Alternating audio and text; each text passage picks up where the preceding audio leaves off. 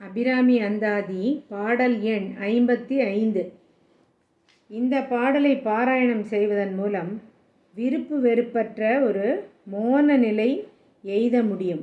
அதாவது எல்லாவற்றையும் சமமாக பாவிக்க, இன்பங்களோ துன்பங்களோ எதுவாக இருந்தாலும் அது இறைவன் நமக்கு கொடுத்தது என்று நாம் அதை கடந்து செல்லும் மனநிலையை எய்த இந்த பாடலை பாராயணம் செய்ய வேண்டும்.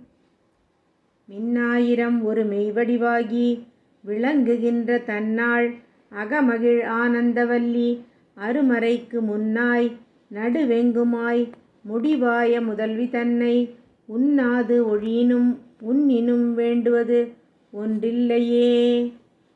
இதன் பொருள், அபிராமி தேவி 1000 மின்னல்களை கொண்டு விளங்குவது போல ஒளிமிக்க திருமேனியை உடையவள்.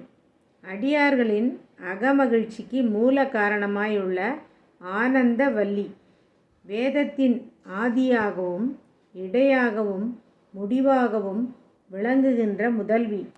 அத்தேவியை உயிர்கள் தம் மயக்கத்தால் போற்றாது ஒழிந்தாலும் புண்ணிய வலிமையால் போற்றினாலும் அதனால் தேவிக்கு வேண்டிய பொருள் ஒன்றும் இல்லை என்பதுதான்.